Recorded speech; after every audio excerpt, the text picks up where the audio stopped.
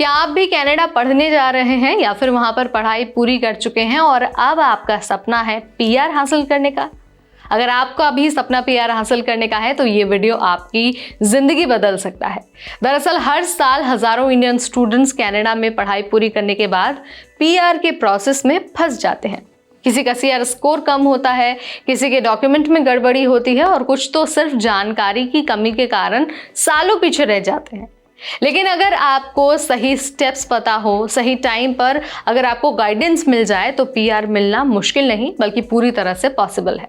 आज के इस वीडियो में मैं आपको बताने वाली हूँ स्टेप बाय स्टेप प्रोसेस कि जो इंटरनेशनल स्टूडेंट्स हैं उनको कौन से डॉक्यूमेंट चाहिए, सीआरएस स्कोर कैसे बढ़ सकता है और कौन सी छोटी गलती आपके सालों का सपना तोड़ सकती है।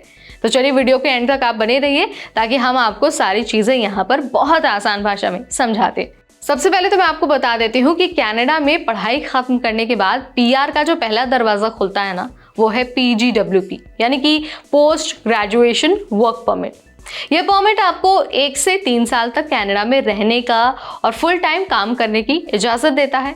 अगर आपका कोर्स 2 साल या फिर उससे लंबा है तो आपको 3 साल का PGWP मिलता है।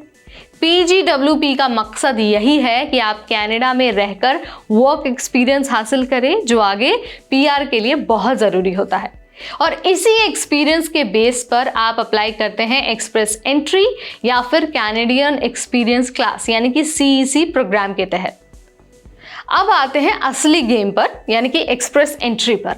अब देखिए आपको ना IRCC की वेबसाइट पर जाकर सबसे पहले तो एक एक्सप्रेस एंट्री प्रोफाइल बनानी होती है।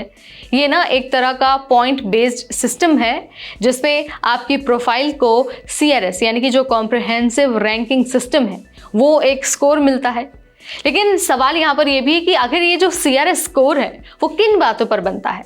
तो देखिए सबसे पहले तो आपकी एजुकेशन, दूसरा इंग्लिश लैंग्वेज स्किल यानी कि जो IELTS है या फिर TOEFL है, इसके अलावा आपकी एज, इसके अलावा कनाडा में work experience, valid job offer, marital status.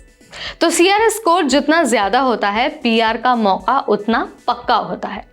जब आपका स्कोर कट ऑफ से ऊपर होता है तब आपको मिलता है ITA यानी कि इनविटेशन टू अप्लाई। ITA आते ही आप पीआर के लिए डॉक्यूमेंट्स जमा करके प्रोसेस अपना शुरू कर सकते हैं। अगर आपका CRS स्कोर कम है तो आपको चिंता नहीं करना है। CRS स्कोर बढ़ाने के ना बहुत सारे तरीके होते हैं। सबसे पहले तो IELTS का आप रीटेक करो यानी कि आपको ना दोबारा से IELTS का जो टेस्ट है वो देना चाहिए। सिर्फ एक बैंड का फर्क 50 से 60 पॉइंट बढ़ा सकता है।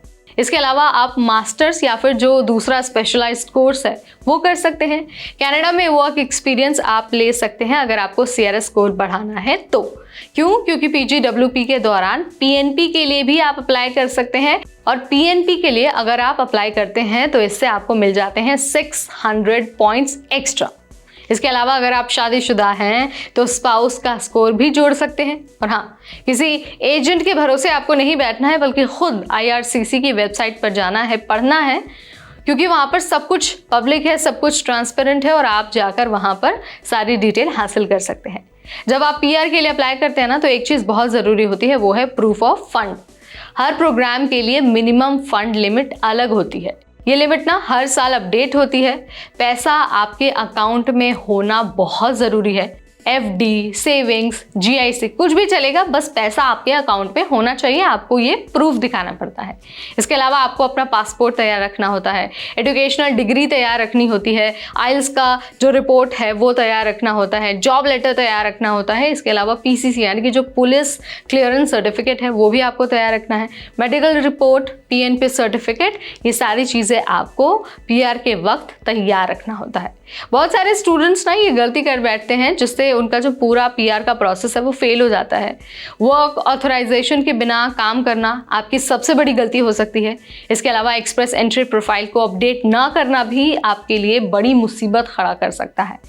अगर आप फेक डॉक्यूमेंट्स लगाते हैं तो 5 साल तक का आपको बैन लग सकता है। इसके अलावा PGWP के दौरान अगर आप टाइम पर जॉब नहीं ढूंढते हैं ना तो भी आपको नुकसान हो सकता है। और सबसे बड़ी गलती है लेट अप्लाई करना।